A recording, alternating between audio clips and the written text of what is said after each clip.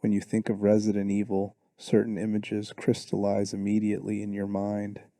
The narrow corridors of the Spencer Mansion, the shambling, grotesque forms of the undead, the crimson splash of the Umbrella Corporation logo, and standing against all of that horror, against decades of biological nightmares and corporate conspiracies, you see a handful of faces that have become synonymous with survival itself. Leon Kennedy, with his determined pragmatism, Jill Valentine with her tactical brilliance, Ethan Winters with his unexpected resilience. But there's one name that appears more consistently than any other across the franchise's timeline, one man whose journey encompasses nearly every major bioterrorism incident from 1998 to the present day. That name is Chris Redfield. The question posed in our title tonight isn't rhetorical. Is Chris Redfield the most important protagonist in Resident Evil? The answer requires us to trace his path from the very beginning, through personal tragedy and professional excellence, through the formation of global anti-bioterror organizations and the defeat of seemingly invincible enemies. His story is one of unrelenting dedication, of bonds forged in fire, of victories that taste like ash because of the lives lost along the way. It's a story about what it means to fight a war that never truly ends, to watch friends die and teammates fall, to question whether your sacrifices have made any difference at all. And it begins, like so many hero stories do, with loss. Not much is definitively known about Chris Redfield's early childhood. The records are sparse, pieced together from mission files and background checks conducted when he joined various organizations over the years. What we do know paints a picture of an American kid growing up with his younger sister Claire, their lives unremarkable until tragedy shattered their family. Chris and Claire lost both parents when Chris was still in his teenage years. The manner of their death has been documented as a car accident, sudden and final, the kind of senseless loss that rewrites a young person's entire understanding of the world's fragility. For Chris, who was the older sibling, this tragedy created an immediate and profound responsibility. Claire was younger, more vulnerable, and suddenly they had only each other. Whether relatives stepped in to help raise them, or whether Chris took on that burden himself at an impossibly young age remains unclear from available records. But what is absolutely certain is that the bond between Chris and Claire Redfield became something unbreakable. They weren't just siblings anymore. They were each other's only family, the last remnants of a home that had been violently taken from them. This early loss instilled in Chris a fierce protective instinct, a need to shield those he cared about from harm. It also gave him something else, a deeply ingrained sense of responsibility, an understanding that you don't get to choose when duty calls, you simply answer it. That sense of duty would lead Chris, at approximately 17 years old, to enlist in the United States Air Force. Here was a young man already shaped by loss, looking for purpose, structure, perhaps a way to channel the protective instincts that had defined his relationship with Claire. The Air Force gave him all of that and more. Chris proved to be a natural, excelling in multiple areas that would later become crucial to his survival in far more horrific circumstances. He received training as a pilot for both fixed-wing aircraft and helicopters, becoming skilled enough to handle complex maneuvers under pressure. His marksmanship quickly became legendary among his peers.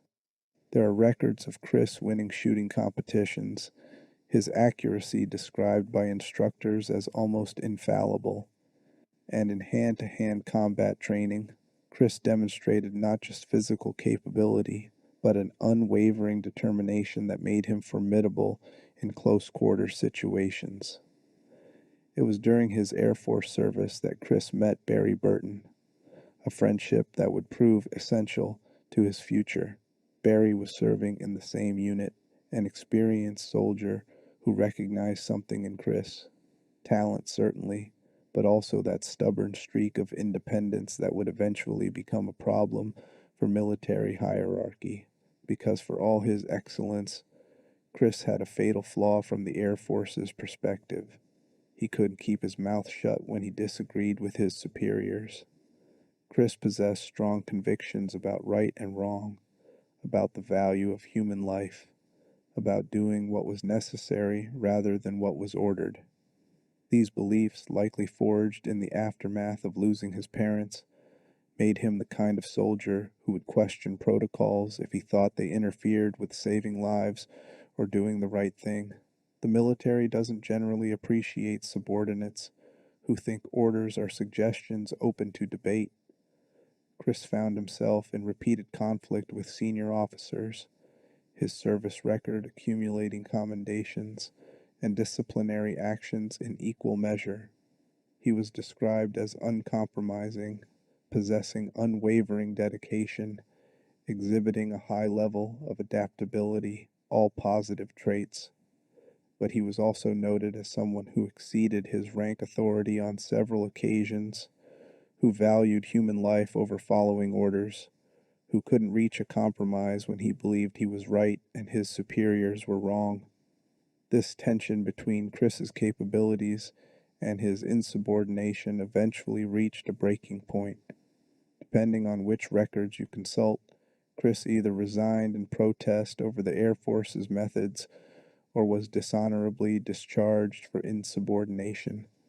The result was the same either way. Chris found himself a civilian, highly trained but suddenly without purpose. His military career ended before it should have been. This is where Barry Burton stepped in once again. Barry had moved on to Raccoon City, a small Midwestern American city in Pennsylvania that had recently formed a new specialized police unit. The Special Tactics and Rescue Service, S.T.A.R.S, was created to handle cases too complex or dangerous for standard police procedures.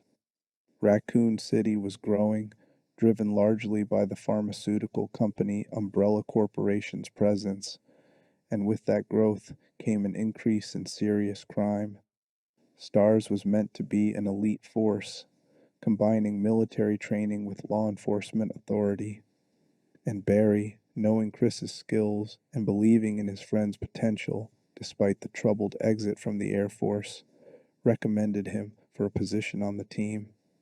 In 1996, Chris Redfield arrived in Raccoon City and joined S.T.A.R.S. He was assigned to Alpha Team as their point man, a role that suited his skills perfectly. The point man leads during operations, regularly engaging in firearms combat, handling a wide array of weapons and equipment, making split-second tactical decisions. Chris excelled in this position, quickly proving that his Air Force training translated perfectly to law enforcement. He and Barry worked together to solve difficult cases, Chris's methods often involving him acting on his own initiative, a remnant of that independent streak that had caused problems in the military. But in S.T.A.R.S, under less rigid command structure, this initiative was often successful, and Chris faced few consequences for his maverick approach. The Alpha Team became Chris's new family. There was Barry Burton, his old Air Force friend, now serving as Alpha Team's weapons specialist and backup man. There was Jill Valentine, who had completed Delta Force training and brought exceptional skills in lockpicking, explosives, and tactical operations. Chris and Jill quickly formed a partnership based on mutual respect and absolute trust. They had each other's backs completely, the kind of bond that forms between soldiers who know they can depend on each other in life or death situations. There was Brad Vickers, Alpha Team's helicopter pilot, competent but somewhat cowardly when pressure mounted. Joseph Frost, a fellow team member, and there was their captain, Albert Wesker. Wesker was an enigma, a man of mysterious background who nonetheless commanded respect through his apparent competence and intelligence. He was cunning, temperamental enough to lead effectively, skilled at tactical planning. Chris regarded Wesker as a dependable and effective leader at the time, someone worth following into dangerous situations. Wesker projected an aura of control, of knowing more than he revealed, but in 1996 and early 1998, this seemed like the mark of a good commander, rather than a warning sign.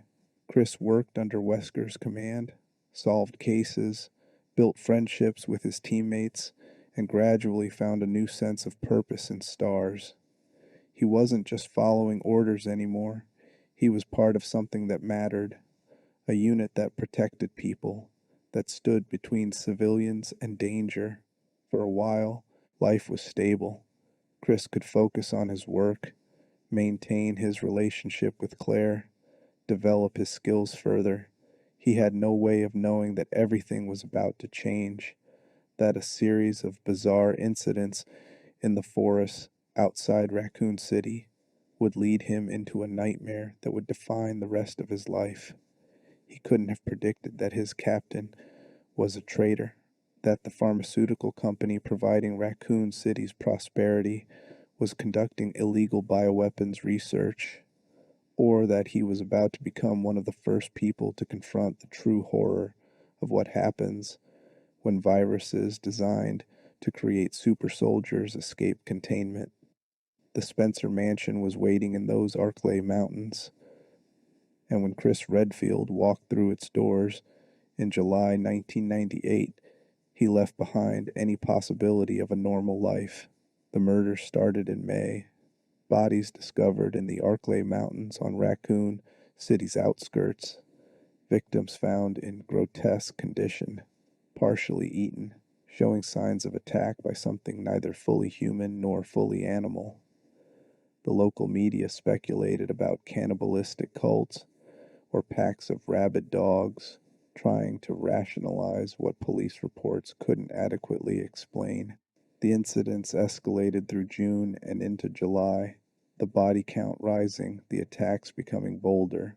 Raccoon City's police chief, Brian Irons, made the decision to deploy S.T.A.R.S to investigate. This was exactly the kind of complex, dangerous case the unit had been formed to handle. On July 23, 1998, S.T.A.R.'s Bravo team was sent into the Arklay Mountains to search for the source of the attacks. The team consisted of 6 members, including Enrico Marini as captain, Forrest Speyer, Kenneth Sullivan, Richard Aiken, Edward Dewey, and the newest recruit, Rebecca Chambers, an 18-year-old chemical specialist whose youth and inexperience would ironically help her survive what was coming. Bravo team's helicopter disappeared into the mountains, and within hours, Raccoon City Police Department lost radio contact. Silence, no status updates, no explanation, simply gone. This is where the events of Resident Evil Zero begin, though Chris wouldn't know about Rebecca's experiences until much later. What mattered for Alpha Team was that their colleagues had vanished during what should have been a straightforward search and rescue operation. Captain Wesker made the decision to send Alpha Team to locate Bravo Team, and on July 24th, Chris Redfield, Jill Valentine, Barry Burton, Joseph Frost, Brad Vickers, and Albert Wesker took off in their helicopter to search the Arklay Mountains. They found Bravo Team's helicopter first, crashed, and abandoned in the forest. Joseph Frost discovered something at the crash site, a severed hand, human, the wound suggesting it had been torn rather than cut. Before Joseph could process this discovery, the attack came. Dogs emerged from the tree line, but these weren't normal canines, they were Cerberus, zombie dogs, their flesh rotting and falling away to expose muscle and bone beneath, their movements wrong somehow, too aggressive and mindless. They fell upon Joseph before anyone could react, tearing him apart in seconds.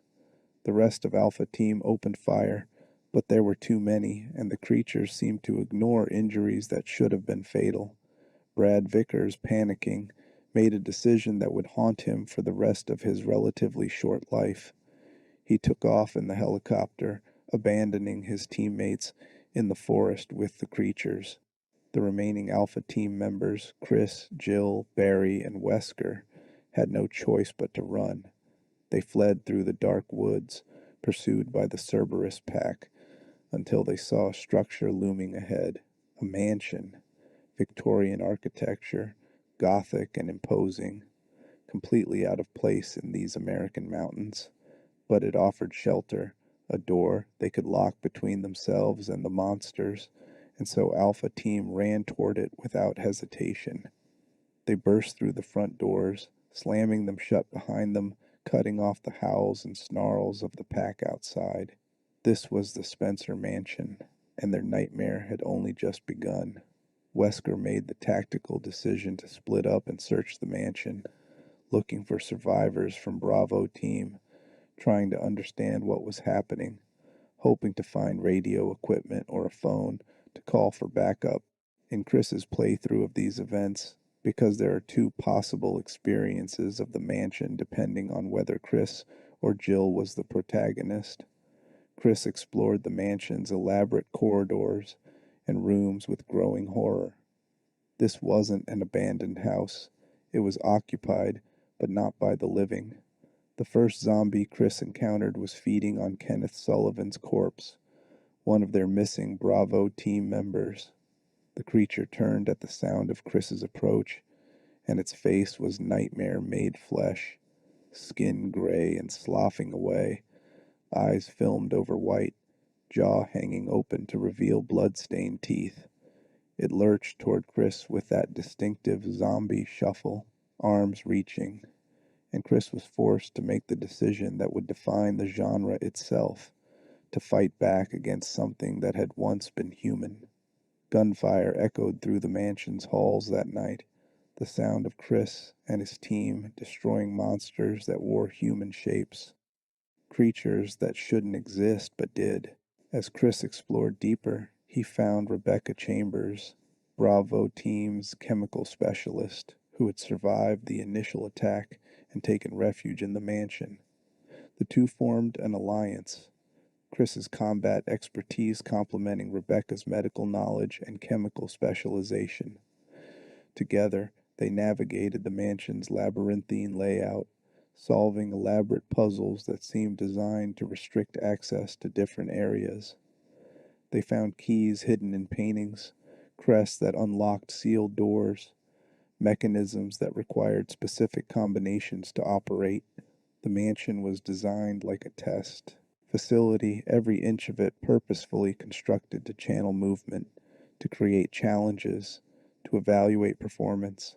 And everywhere there were monsters, Cerberus that had somehow gotten inside, zombies, dozens of them, former researchers and staff who had been infected with something that reanimated their corpses, hunters, bioorganic weapons that resembled reptilian humanoids, fast and lethal, capable of decapitating a person with one swipe of their claws, giant snakes in the underground waterways, plants mutated into ambulatory forms that grabbed and constricted prey.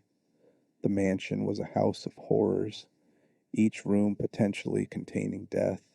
The truth emerged gradually as Chris and Rebecca found documents scattered throughout the facility.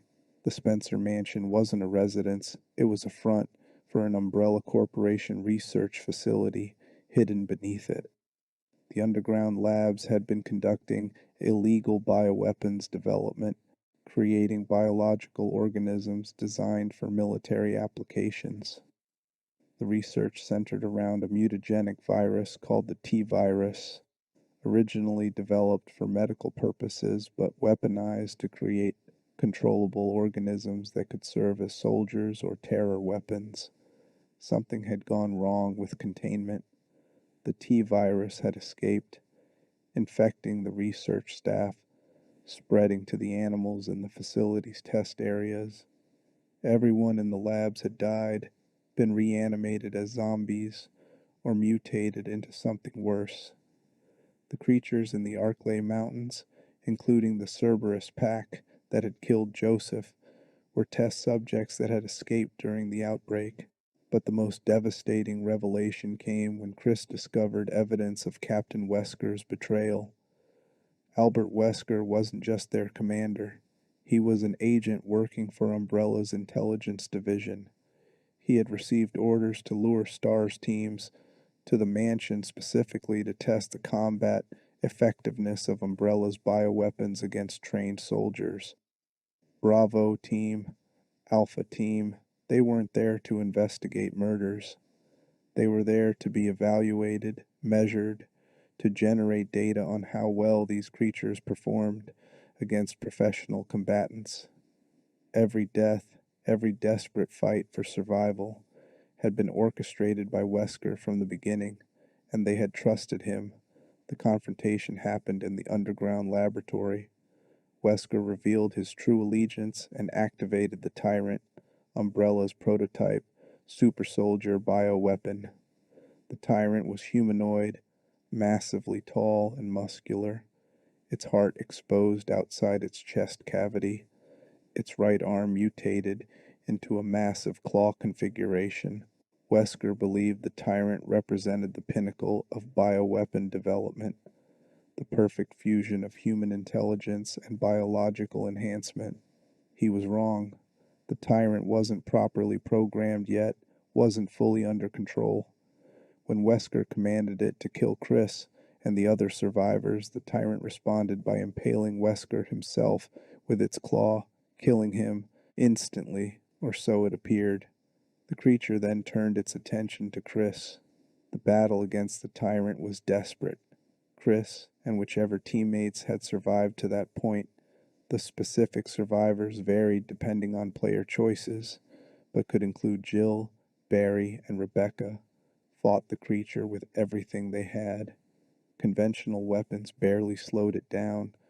Its flesh absorbed bullet impacts, its physiology so enhanced that it healed from wounds that would have killed a human immediately. The fight ended only when the team activated the mansion's self-destruct sequence and managed to escape to the helicopter pad on the mansion's grounds. Brad Vickers, racked with guilt over his earlier cowardice, had returned with the helicopter, but before they could board, the Tyrant burst through the ground, having survived the lab's destruction, refusing to let its prey escape. In the end, they had to destroy it with a rocket launcher dropped from the helicopter, the explosion finally doing enough damage to put the creature down permanently. The survivors, Chris, Jill, Barry, and Rebecca at minimum, with possibly Brad and others depending on the timeline, lifted off in the helicopter as the Spencer mansion detonated behind them, consuming all evidence of Umbrella's illegal research in a massive fireball. They watched the flames from the air, exhausted, traumatized, barely able to process what they had survived. Of the 12 S.T.A.R.S members deployed across both teams, only a handful remained alive.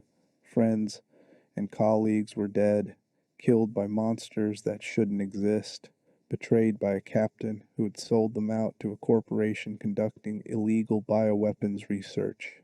When Alpha Team returned to Raccoon City and attempted to report what had happened, they encountered a problem that would prove almost as insurmountable as the bioweapons themselves. Nobody believed them. Their story sounded insane. Zombies, living bioweapons, a pharmaceutical company conducting illegal military research, their own captain revealed as a traitor. Police Chief Brian Irons, who was secretly on Umbrella's payroll, actively worked to suppress their report and discredit the survivors. The Raccoon City media didn't pick up the story. The local government refused to investigate. Umbrella had enough money and influence to ensure that the truth about the Spencer mansion never reached the public. Within weeks, S.T.A.R.S was disbanded, the unit dissolved under pressure from Irons and Umbrella.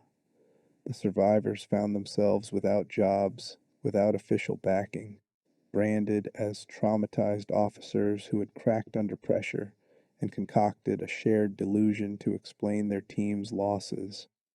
But Chris Redfield, Jill Valentine, and Barry Burton knew the truth.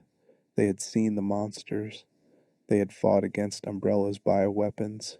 They understood that the Spencer Mansion was just one facility, that Umbrella had been conducting this research for decades, that there were other labs, other weapons, other potential outbreaks waiting to happen. They couldn't let it go.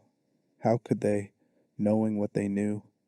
How could they return to normal life when they understood that a global pharmaceutical corporation was creating biological weapons and deploying them in populated areas?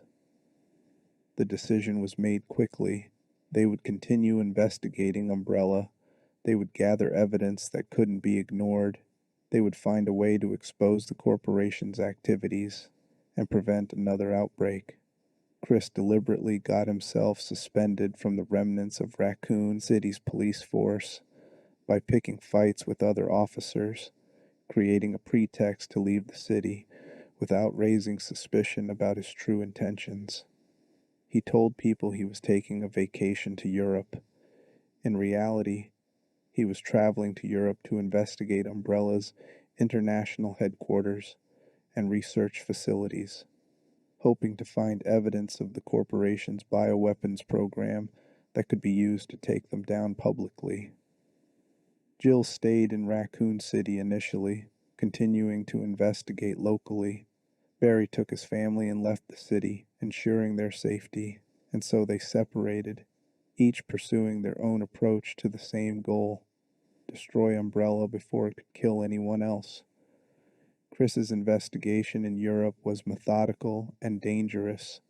He was one man operating without official sanction against a multinational corporation with essentially infinite resources and no scruples about eliminating threats. He spent months tracking down leads, interviewing former employees, searching for documentation that proved what Umbrella was really doing. The work was slow, and Chris found himself growing increasingly frustrated by how carefully Umbrella had covered its tracks. Every time he thought he had found something substantial, the trail would go cold, witnesses would disappear, or facilities would be mysteriously decontaminated before authorities could investigate. And then, in December 1998, Chris received a message that changed everything. Leon S. Kennedy, a rookie Raccoon City cop who had survived the T-virus outbreak that consumed the entire city that September, contacted Chris with urgent news. Claire Redfield had been captured by Umbrella. Chris's sister, following her own investigation into her brother's disappearance, had been taken prisoner and transported to a facility called Rockfort Island, somewhere in the Southern Ocean. The message was clear. Claire was in immediate danger, held by the organization that had already demonstrated its willingness to use human test subjects in bioweapon experiments. Chris's response was immediate and absolute. Everything else stopped mattering. All his careful investigation in Europe was abandoned in an instant. His sister needed him. Chris commandeered transportation and headed for Rockfort Island, wearing a prototype S.T.A.R.S uniform he had kept as a mark of respect for his fallen teammates. He was going to get Claire out, and anyone or anything that stood between him and that goal would be dealt with accordingly. When Chris arrived at Rockfort Island, he found the facility in chaos. An attack by an unknown paramilitary organization had struck the island just as a T-virus outbreak occurred, the combination creating a war zone populated by zombies, bioweapons, and armed combatants. Chris searched through the mayhem, fighting his way through infected areas, until he encountered Rodrigo Juan Raval, a security officer who had first captured Claire during her infiltration of Umbrella's Paris facility. Rodrigo informed Chris that Claire had already escaped the island, that she was alive but had moved on.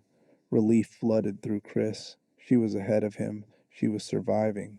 But before Chris could follow Claire's trail, he encountered someone he had last seen impaled by a tyrant's claw in the Spencer Mansion's underground lab. Albert Wesker was alive. More than alive. He had somehow survived his apparent death and gained superhuman abilities in the process. Wesker moved with impossible speed, his strength far beyond human limits, his eyes glowing an unnatural red behind black sunglasses. The reunion was brief and hostile. Wesker explained that Claire had moved to an umbrella facility in Antarctica and then disappeared, leaving Chris shocked at both his former captain's survival and his new capabilities. Chris couldn't fight Wesker, not directly. The man was simply too fast, too strong. Any confrontation would end with Chris dead before he could draw a weapon. Chris had no choice but to travel to Antarctica, to Umbrella's most remote and secure facility, hoping Claire was still alive and he wasn't already too late. The Antarctic base was massive, a research compound built into ice and rock, housing some of Umbrella's most advanced bioweapons projects. And it was here that Chris finally reunited with Claire, found her alive despite everything, and also where he encountered one of the most dangerous bioweapons Umbrella had ever created, Alexia Ashford. The Ashford family had been co-founders of the Umbrella Corporation alongside Oswell Spencer. Alfred and Alexia Ashford were the result of genetic experimentation, children designed to be geniuses who could advance Umbrella's bioweapons research.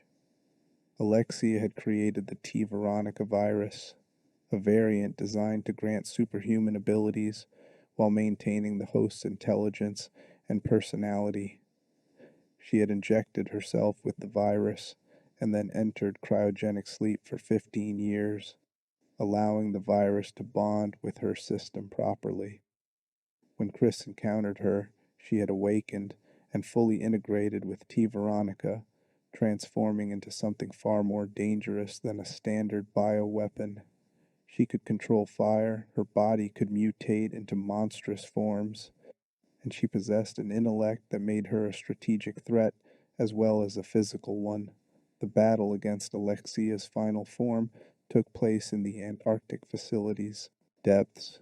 Chris fought against a creature that barely resembled anything human anymore, a mass of mutated flesh and T. Veronica tissue that could generate flames hot enough to melt metal.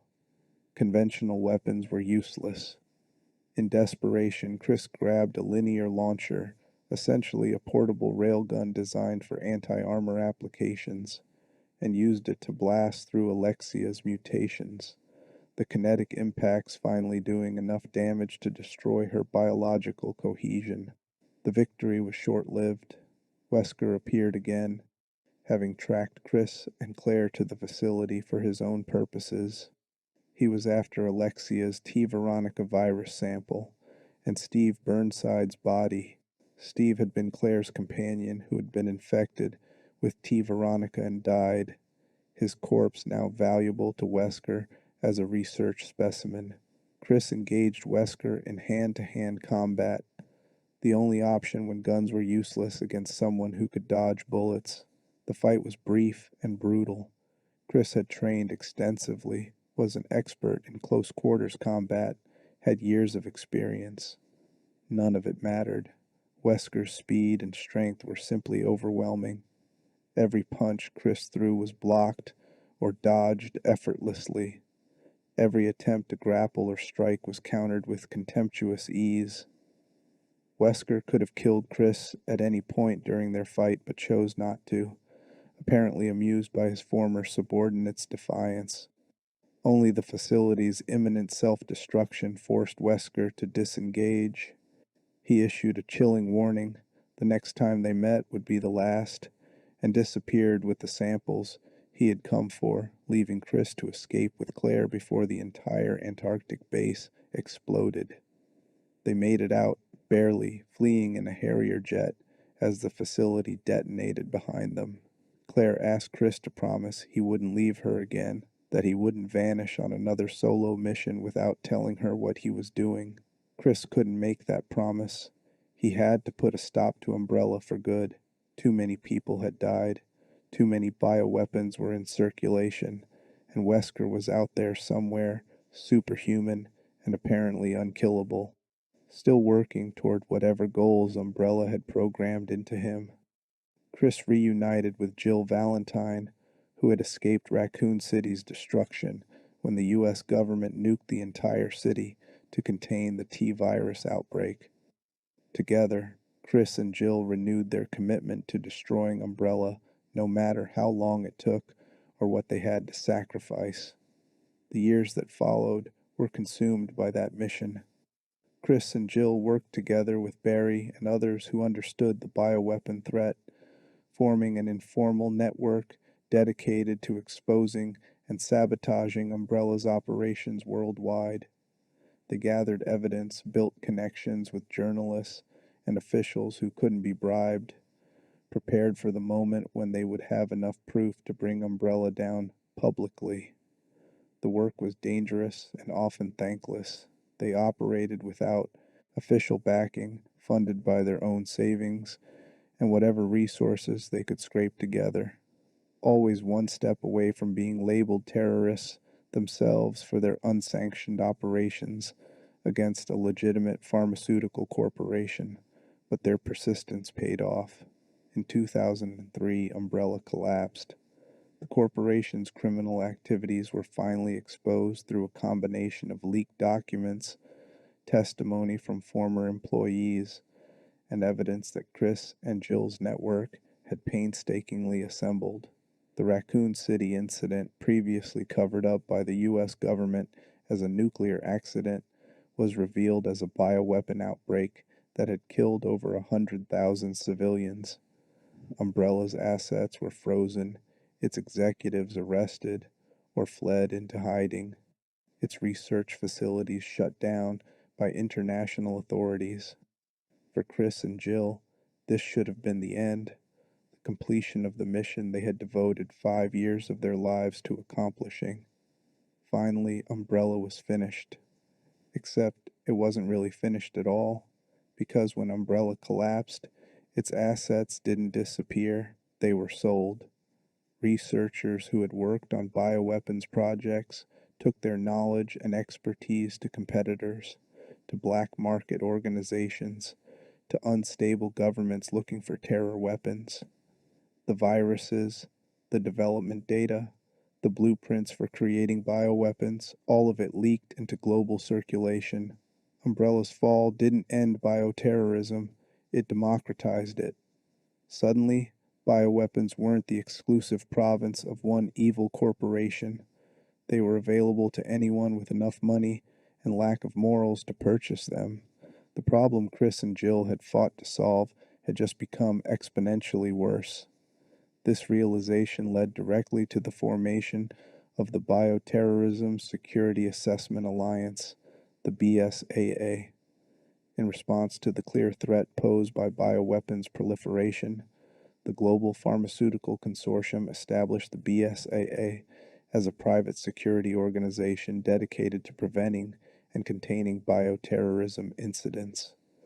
The founding members, known as the Original 11, included Chris Redfield and Jill Valentine, among others who had direct experience fighting bioweapons. Clive R. O'Brien was appointed as the organization's first director. Initially, the BSAA operated more like a civilian NGO with observer status, lacking real authority to intervene in national security matters. But after proving its value during several operations, particularly the Queen Zenobia incident in 2005, the BSAA was reorganized as a special unit under United Nations control, giving it legitimate authority to operate across international borders. For Chris, the BSAA represented a dream realized, an organization with the resources, training, and authority to fight bioterrorism on a global scale. He wasn't just one man investigating alone anymore. He had institutional backing, teams of skilled operatives, access to intelligence networks that could track bioweapon development worldwide. Chris threw himself into BSAA work with the same dedication he had shown in his anti-umbrella campaigns, quickly becoming one of the organization's most active and effective field agents. He participated in operations across multiple continents, built a reputation as someone who could be counted on to complete missions regardless of difficulty, and developed the tactical experience that would make him invaluable in training future BSAA recruits. In 2005, Chris was partnered with Jessica Sherwatt for an investigation into Il Veltro, a bioterrorist organization rumored to have survived the Terra Grigia panic, a catastrophic attack that had destroyed an entire floating city using bioweapons. The mission took Chris and Jessica to Finland, searching for Veltro's headquarters, but they lost contact with BSAA headquarters during the operation. This triggered a complex series of events involving the Queen Zenobia, a derelict cruise ship in the Mediterranean that became ground zero for a conspiracy involving the Federal Bioterrorism Commission and rogue BSAA elements. The incident would prove crucial in transforming the BSA from an observer organization into a UN-sanctioned military force. But for Chris personally, it represented just another mission in an increasingly endless war. Then, in 2006, Chris and Jill finally got the lead they had been waiting for. Intelligence indicated the location of Oswell E. Spencer, the elderly founder of the Umbrella Corporation, who had gone into hiding after the company's collapse. Spencer represented the one person who might know everything about Umbrella's bioweapons programs, who could provide information about where researchers had fled, what projects were still active, and most importantly, where Albert Wesker could be found. Chris and Jill were dispatched to Spencer's estate in Europe to make the arrest, hoping Spencer's interrogation would give the BSAA a comprehensive picture of the bioterror landscape. They arrived too late. The door to Spencer's study stood open, and inside they found the old man's body crumpled on the floor, his neck broken, blood still fresh, and standing over the corpse, as if he had been waiting for them, was Albert Wesker. Their former captain looked essentially unchanged from the last time Chris had seen him in Antarctica, still wearing his black clothes and sunglasses, still radiating that aura of supernatural confidence. Wesker explained casually that he had killed Spencer, that the old man had served his purpose and outlived his usefulness. The murder was personal. Wesker had been designed as one of Spencer's experiments, a child engineered with specific genetics to serve as a potential host for Spencer's consciousness. Learning this truth had enraged Wesker enough that he killed his creator. The confrontation that followed was even more one-sided than their Antarctic fight. Wesker moved like liquid shadow, impossibly fast, his strength capable of punching through concrete. Chris opened fire, every bullet missing or being casually dodged. Jill engaged as well, the two of them coordinating their attacks, trying to find any weakness. There was none. Wesker could have killed them both effortlessly, but he seemed to enjoy demonstrating his superiority, batting aside their attacks with contemptuous ease. It became clear within seconds that Chris and Jill were going to die in that mansion, that they had walked into a trap there was no escape from. And then Jill Valentine made a choice that saved Chris's life and destroyed his world.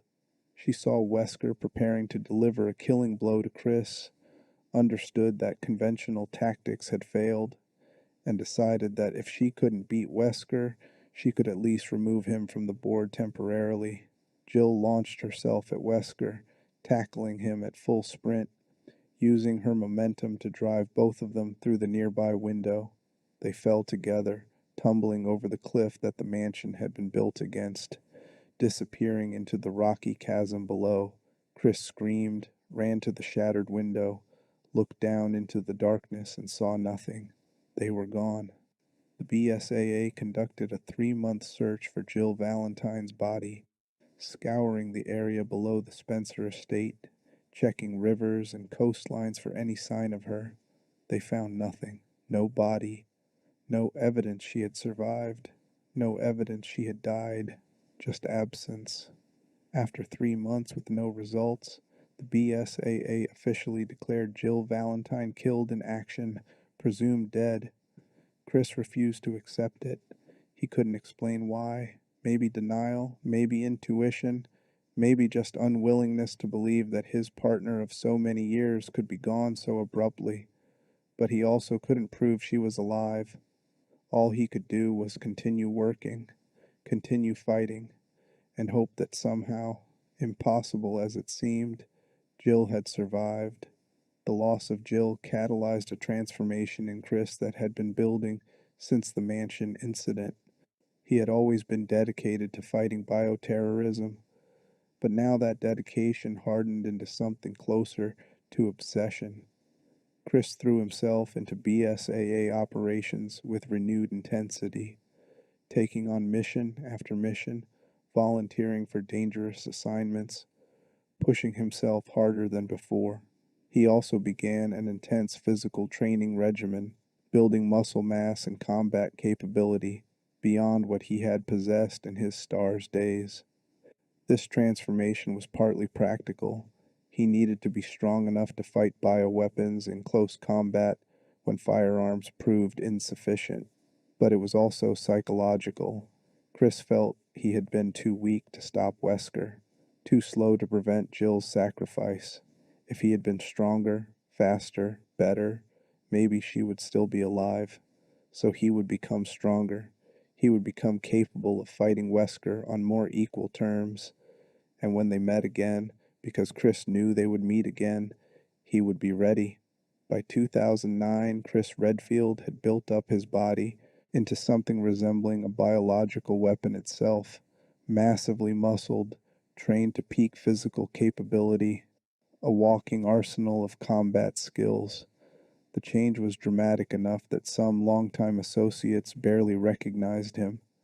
But the training paid off in March 2009 when the BSAA received intelligence about a bioweapons deal in Kijuju, Africa, connected to a smuggler named Ricardo Irving. Chris requested permission to participate in the operation, and the BSAA African branch paired him with local agent Shiva Alomar. The two were deployed to intercept Irving and gather evidence about the bioweapons trade that had flourished in the years since Umbrella's collapse. Kijuju turned out to be ground zero for a new bioweapon called Plaga Type 2, parasites that infected and controlled human hosts while maintaining some semblance of their cognitive function. The local population had been systematically infected, transformed into Majini, aggressive, tool-using enemies that could coordinate attacks and showed far more tactical awareness than zombies. Chris and Shiva fought through waves of Majini, pursued Irving across multiple locations, and gradually uncovered evidence of a larger conspiracy. Tricell, a pharmaceutical corporation that had absorbed many of Umbrella's former assets, was developing a new bioweapon called Ouroboros, a virus designed to cause rapid evolutionary mutations in hosts. And behind everything, pulling the strings, was Albert Wesker. But there was another revelation that hit Chris even harder than discovering Wesker's involvement. Among the intelligence data they recovered, Chris found a photograph of a woman who looked exactly like Jill Valentine. He experienced brief flashbacks to the Spencer estate, to watching Jill fall, but ultimately dismissed the sighting as impossible. Jill was dead.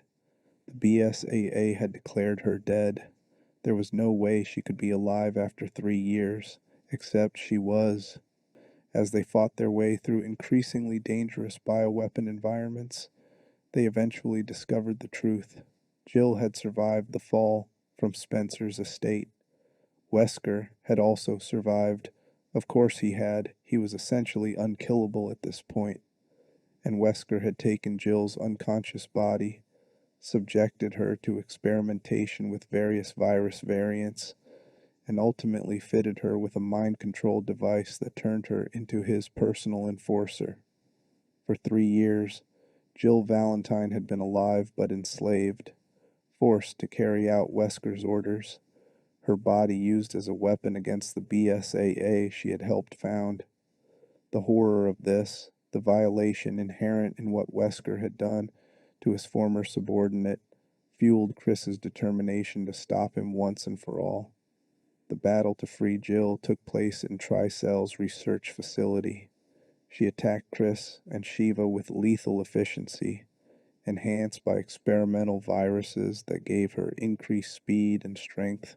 Her skills as a BSAA agent now turned against them. Chris couldn't kill her, wouldn't even try, which put him at a severe disadvantage. He had to subdue Jill without causing permanent harm, had to somehow break Wesker's control without destroying the person he was trying to save.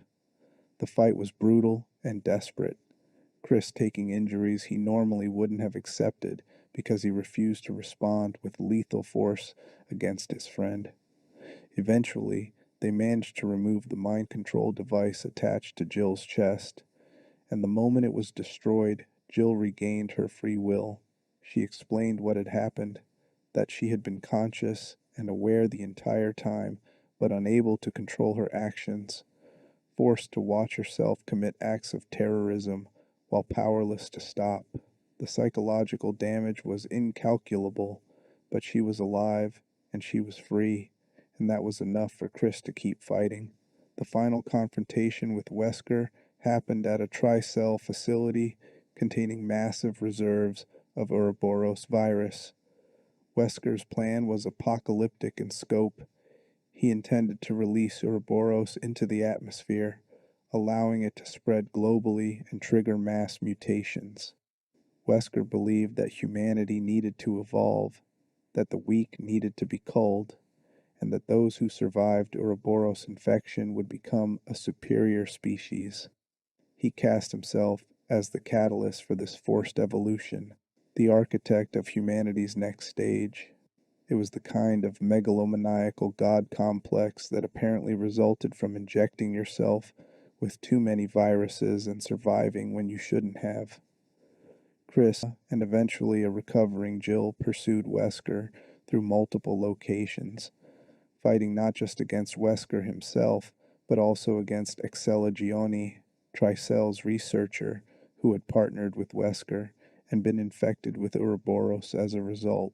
The battles took them across African facilities, onto cargo ships, and eventually to a volcano where Wesker made his last stand. Even there, even after being weakened by specialized antivirus compounds, Wesker remained extraordinarily dangerous.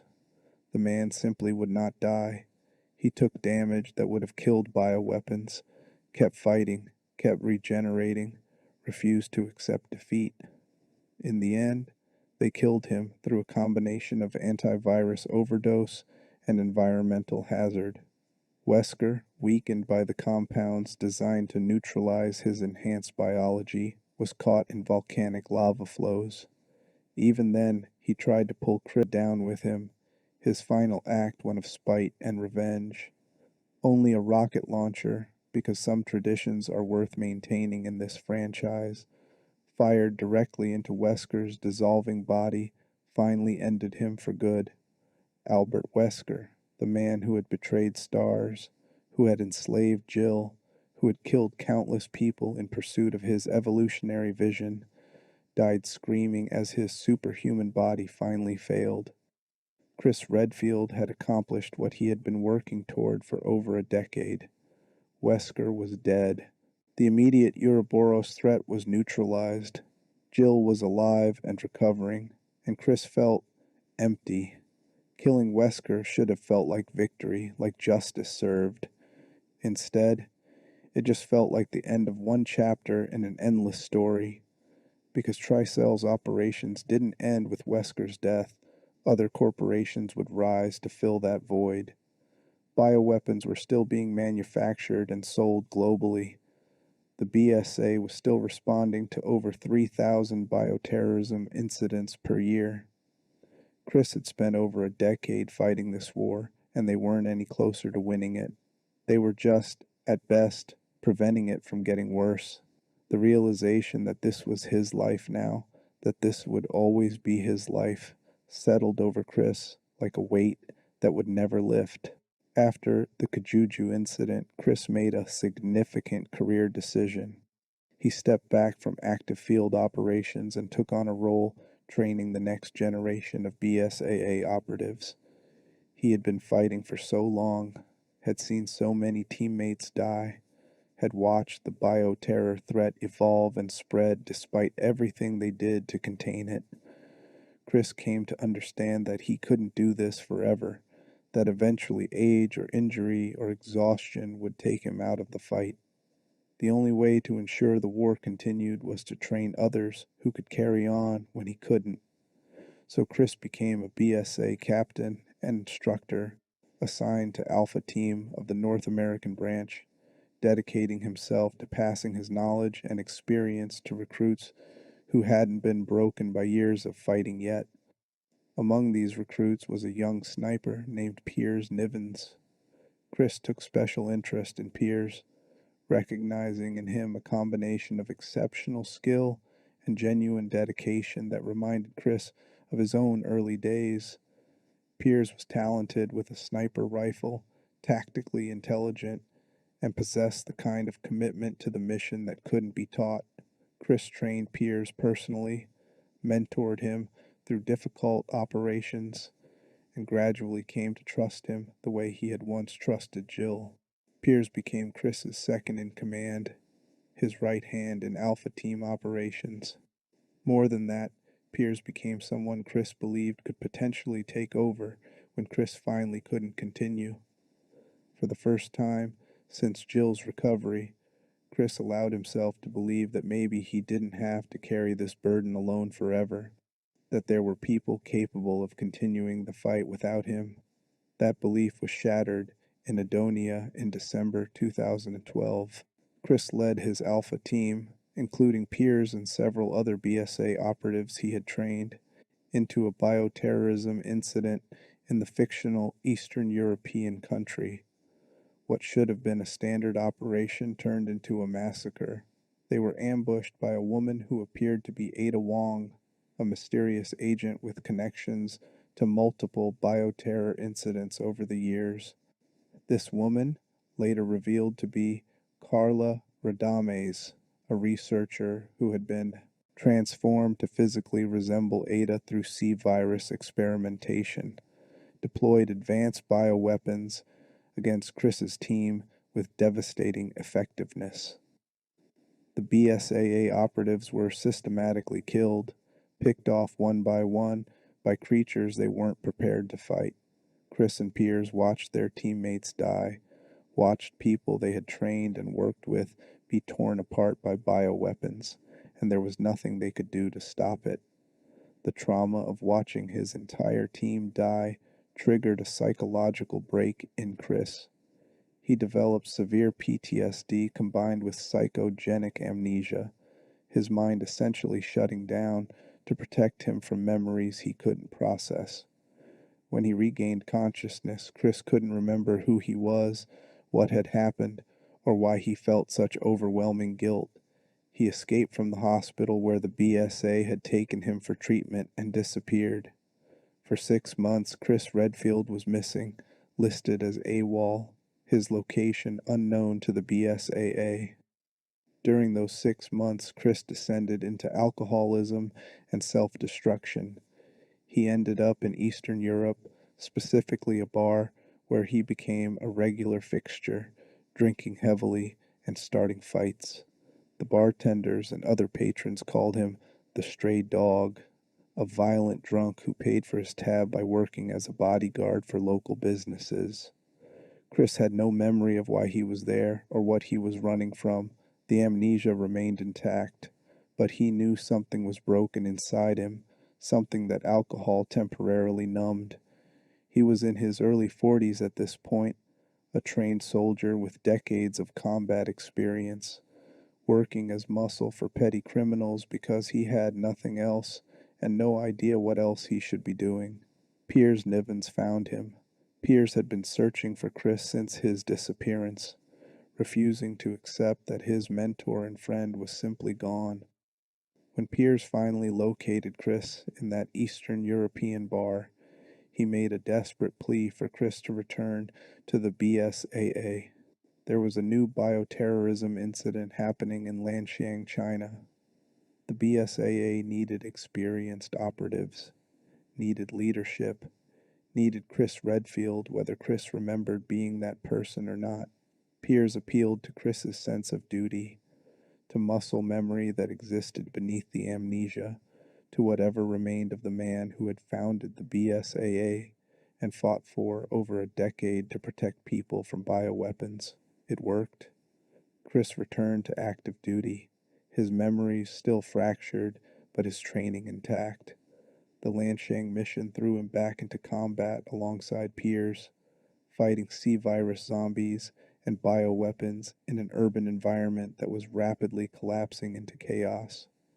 And gradually, through the stress of combat and environmental triggers, Chris's memories began returning. He remembered Edonia. He remembered watching his team die. He remembered the woman who had killed them, and his motivation shifted from duty to vengeance. Chris became obsessed with hunting down Ada Wong, convinced that killing her would somehow make his team's deaths mean something, would balance the cosmic ledger that had taken so many people from him. This obsession put Chris in conflict with Leon S. Kennedy, who was also in Lanshang on a separate mission for the Division of Security Operations.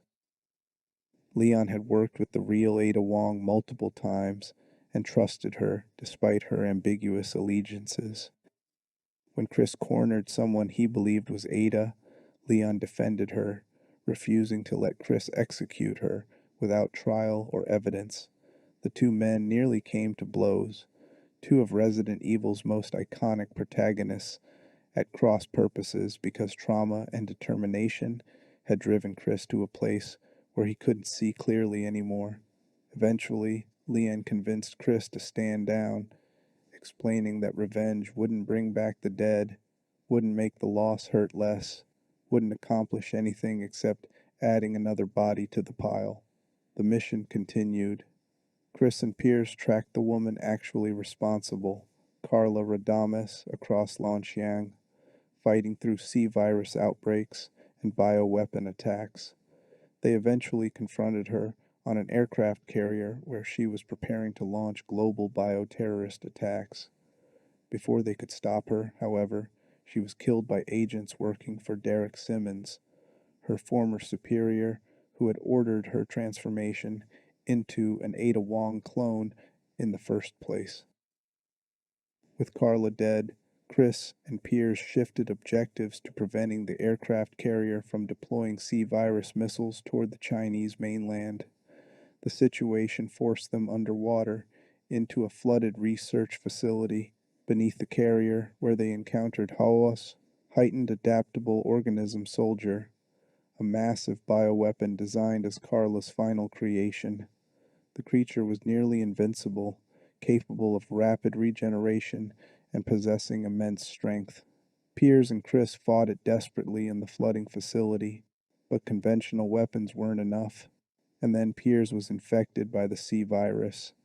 The infection began transforming him, his arm mutating into a form similar to Haos's weaponized limbs. Piers made a split-second decision.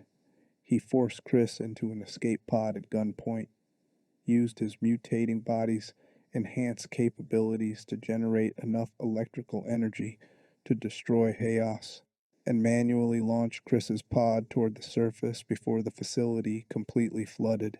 Piers Nivens died in that underwater facility, sacrificing himself to ensure Chris survived and Haos was destroyed.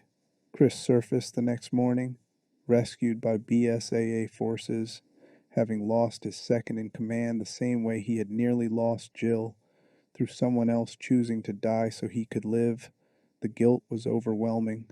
Another person dead because of Chris Redfield. Another sacrifice made in his name. Another empty chair at debriefings. The death of Piers Niven should have broken Chris completely, should have sent him spiraling back into alcohol and amnesia and self destruction. Instead, it had the opposite effect. Chris chose to honor Piers's sacrifice by continuing to fight, by not letting his protege's death be meaningless. He returned to active duty with the BSAA, recommitting himself to the war against bioterrorism with the understanding that this was his life until it killed him, and the only thing that mattered was ensuring fewer people suffered the same losses he had endured. The years that followed saw Chris involved in multiple operations. In 2015, he worked alongside Jill Valentine, Leon Kennedy, and Rebecca Chambers to stop Glenn Arias, an arms dealer who had gained access to advanced bioweapons technology and planned to deploy it against major population centers in revenge for his family's deaths during a bioterror incident. The mission took them to locations including Alcatraz and the New York City, fighting against Arias's enhanced bioweapons while trying to prevent a viral outbreak that could kill millions. Chris personally confronted Arias in the final battle, defeating him through a combination of hand-to-hand combat skill and tactics honed through decades of experience. The mission was successful. Arias was killed, his bioweapons were neutralized, the viral outbreak was contained. Another victory, another crisis averted, another day where the bioterror threat didn't win completely. By 2017, Chris was still active with the BSAA, but his relationship with the organization had become complicated. When the Baker family incident occurred in Louisiana, a bioweapon outbreak involving a unique organism called Eveline that could infect and control victims through a psychotropic mold, Chris was called in to assist. Notably, he worked with Blue Umbrella during this operation, a supposedly reformed version of the Umbrella Corporation that claimed to be working against bioterrorism rather than causing it. The partnership troubled Chris deeply. How could he trust any organization bearing the Umbrella name, even one that claimed to have changed? But pragmatism won out. Blue Umbrella had resources and intelligence the BSAA lacked, and Chris needed both to complete the mission. Chris rescued Ethan and Mia Winters, civilians who had survived the Baker plantation's horrors, and then descended into the mines to hunt Lucas Baker, one of the infected family members who had been weaponizing Eveline on behalf of a criminal organization called the Connections. Chris confronted Lucas in the salt mine beneath the Baker property, fought him through multiple encounters, and eventually killed him when Lucas's bioweapon mutations made further negotiation impossible. The mission successfully contained the Eveline outbreak, but Chris left Louisiana with concerns about the BSAA's direction and its willingness to work with Blue Umbrella. Those concerns intensified during the events of 2021 in a remote Romanian village. Chris had learned that Mother Miranda, an ancient researcher who had discovered the mold organism decades earlier and had been conducting experiments on the village population, posed an imminent threat. Miranda had connections to the Connections organization that had created Eveline, and intelligence suggested she was planning to use Rosemary Winters, the daughter of Ethan and Mia Winters, for some purpose related to resurrecting her own dead child. Chris formed a specialized team called the Hound Wolf Squad, composed of former BSAA operatives who shared his concerns about the organization's direction and deployed to the village to stop Miranda. What happened next remains controversial among fans and in-universe observers alike. Chris made the decision to kill Mia Winters and kidnap Rosemary without explaining anything to Ethan. From Chris's perspective, this made tactical sense. Mia had actually been replaced by Mother Miranda using shape-shifting abilities, so the woman Chris killed in the Winters home was the target herself.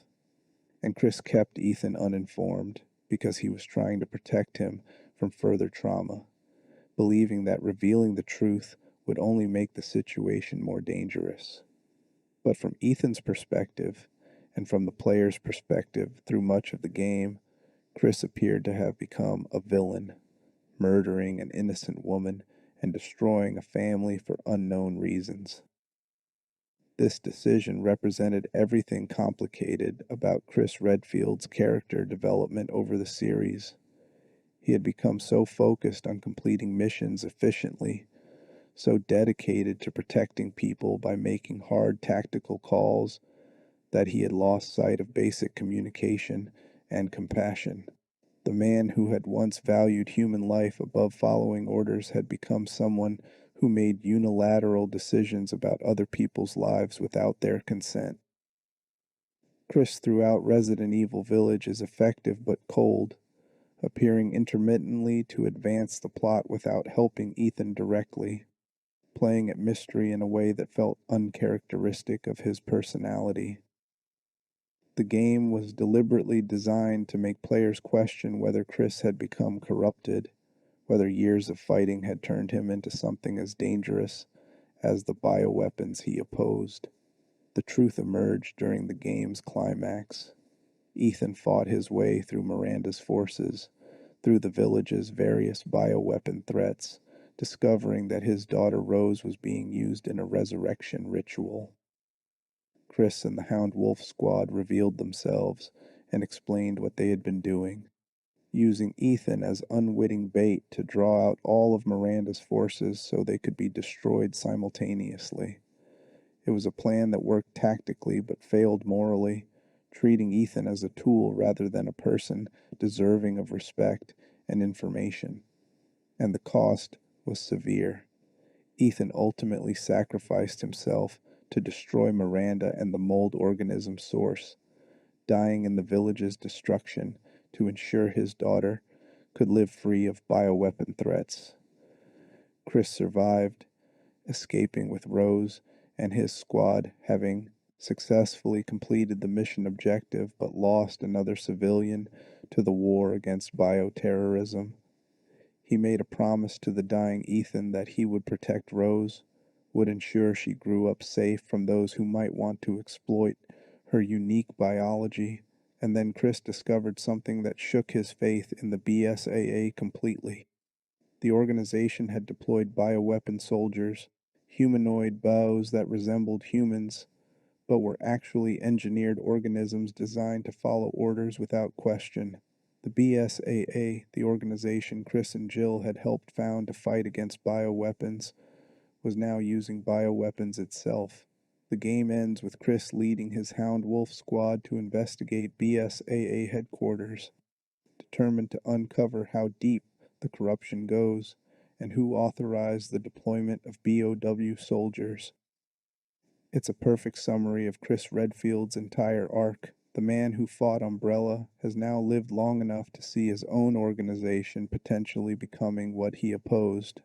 The founding member of the BSAA might need to destroy it to prevent it from becoming another Umbrella.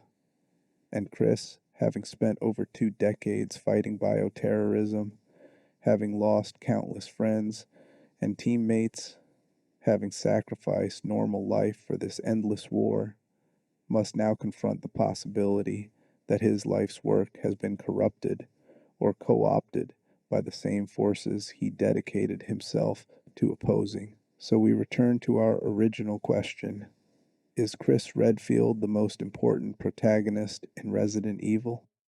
The answer depends on how you define importance. Leon Kennedy is the face of the franchise for many fans, the character whose charm and determination made Resident Evil 4 a cultural phenomenon. Jill Valentine pioneered the survival horror protagonist role, her resourcefulness and intelligence defining what it means to survive impossible odds. Ethan Winters brought the series back to its horror roots in Resident Evil 7 and Village, showing us what bioterror looks like through civilian eyes.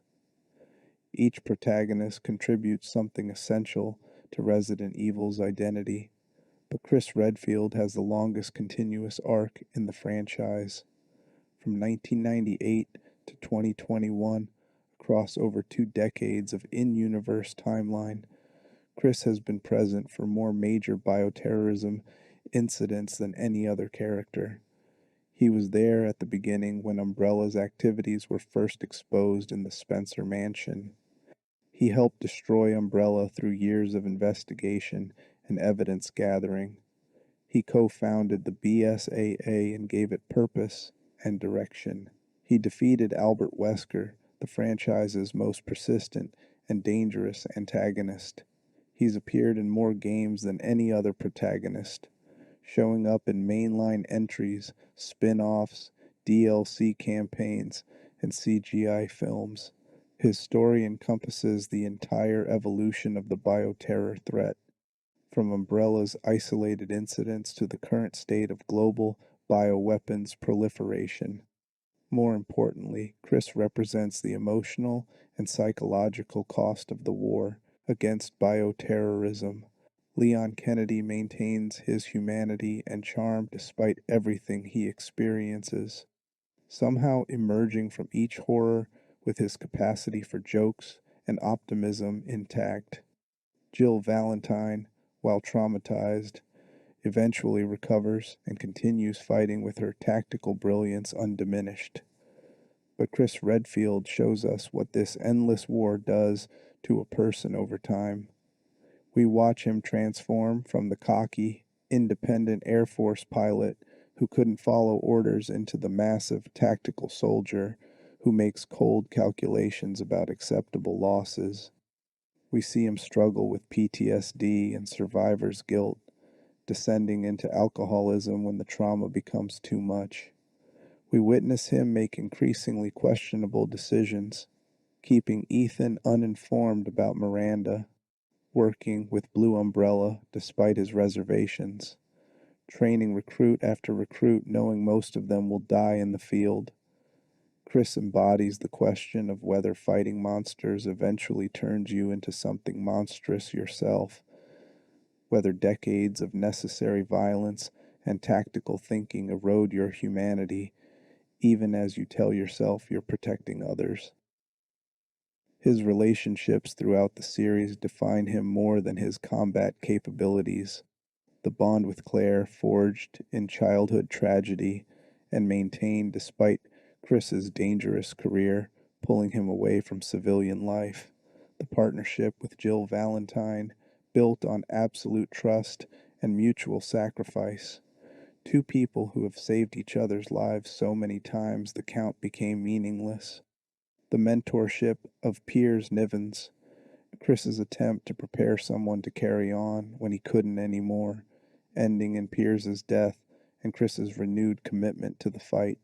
The complicated relationship with Barry Burton, his old Air Force friend who helped him join S.T.A.R.S, and who Chris hasn't abandoned despite Barry semi-retiring from active operations.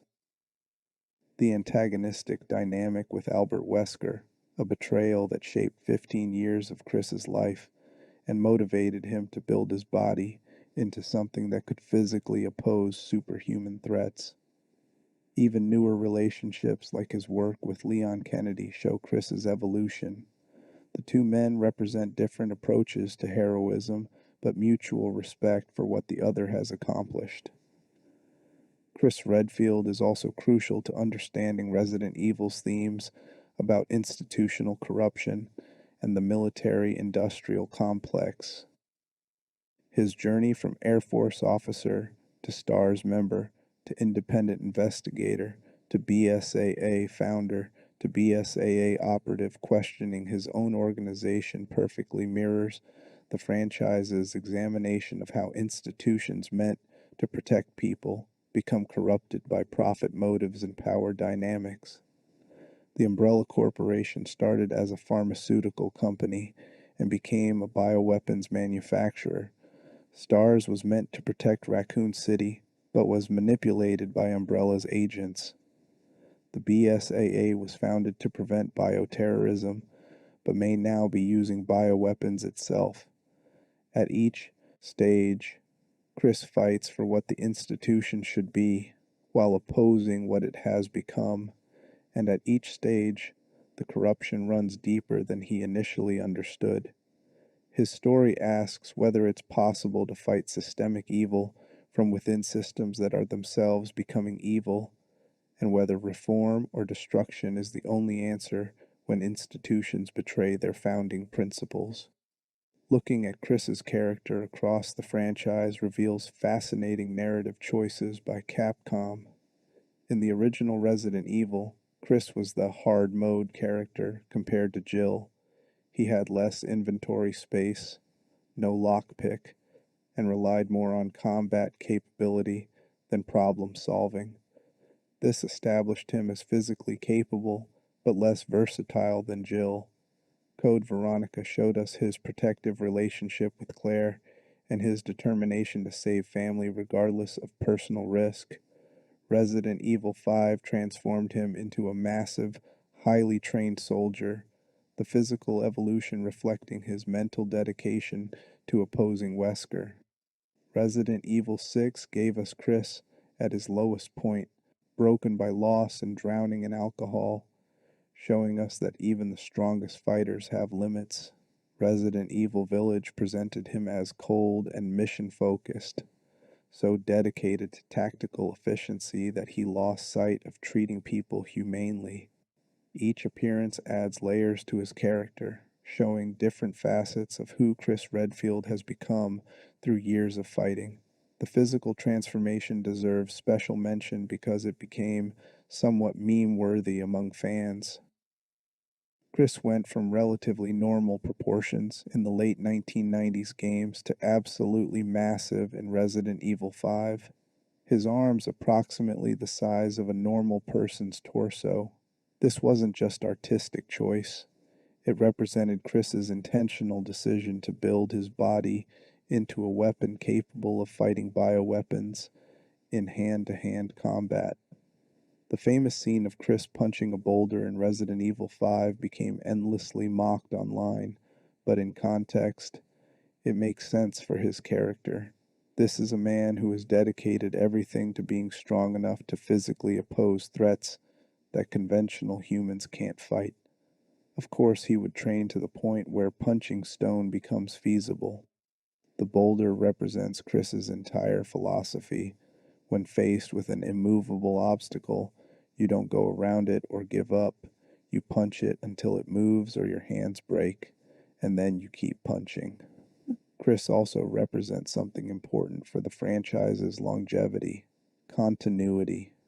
Resident Evil has experimented with multiple protagonists, different time periods, various gameplay styles from survival horror to action to first person.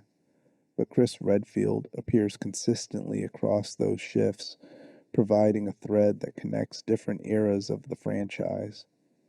Players who experience the Spencer Mansion in 1996 can follow Chris's story through Code Veronica's puzzle-heavy exploration, through Resident Evil 5's action-heavy co-op gameplay, through Resident Evil 6's multiple intersecting campaigns, all the way to his supporting role in Resident Evil Village's first-person horror. His presence provides context for newcomers.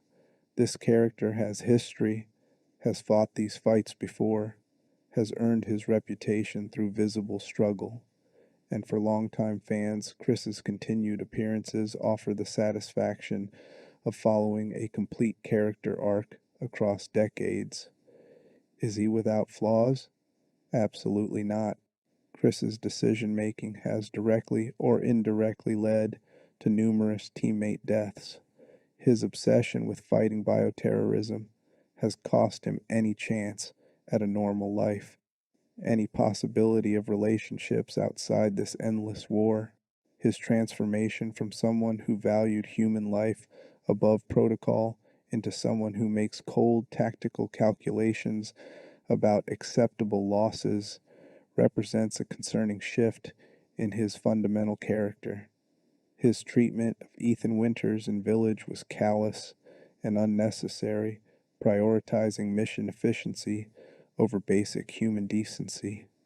Chris Redfield has made mistakes, has let trauma and determination drive him to questionable choices, has perhaps fought so long that he's lost perspective on what he's fighting for beyond simply stopping the next threat.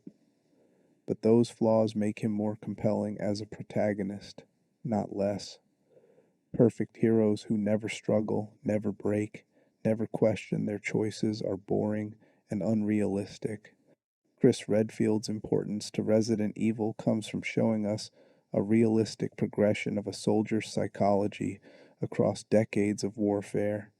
We see him start as a talented but insubordinate young man, watch him be forged in the fires of the Spencer Mansion, follow his transformation into a dedicated bioterror fighter, witness his descent into trauma and alcoholism, and arrive at his current state as a questioner of the institutions he helped build.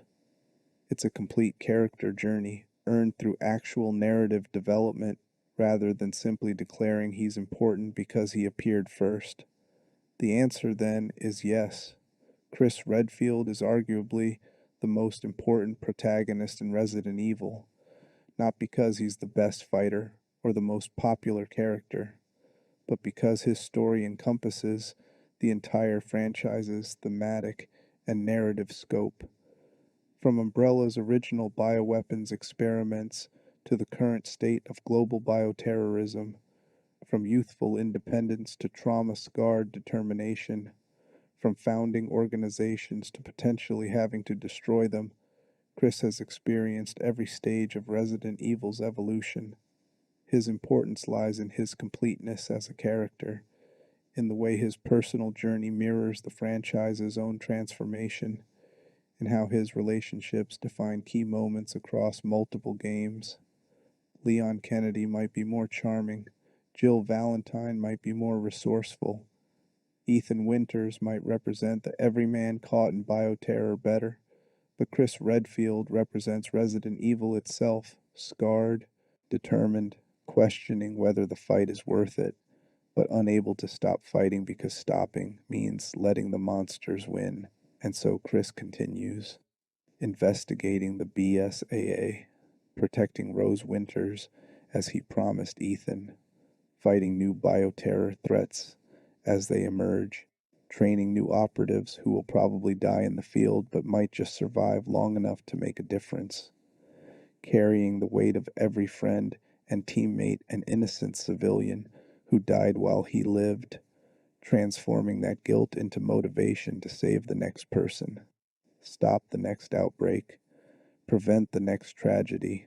He's been doing this for over 2 decades of in-universe time, over 25 years of real-world game releases. He'll likely continue doing it until either he dies in the field or Capcom decides to definitively end the franchise. Because that's who Chris Redfield is at his core, the man who saw the worst bioweapons could do on a July night in 1998 and decided that stopping them was worth sacrificing everything else. The soldier who keeps fighting even when victory is impossible, because the alternative is letting the monsters win by default. His importance to Resident Evil can't be overstated. He is, in many ways, the heart of the franchise, still beating despite everything trying to stop it, powered by dedication and determination, and the hope that maybe, somehow, the next mission will be the one that makes all the sacrifices worthwhile.